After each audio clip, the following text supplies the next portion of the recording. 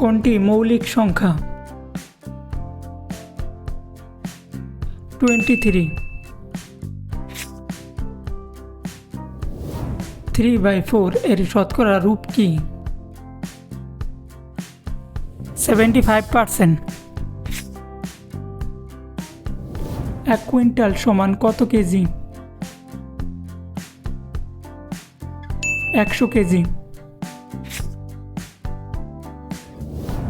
একটা ত্রিভুজের 3 কোণের সমষ্টি কত? 180 ডিগ্রি।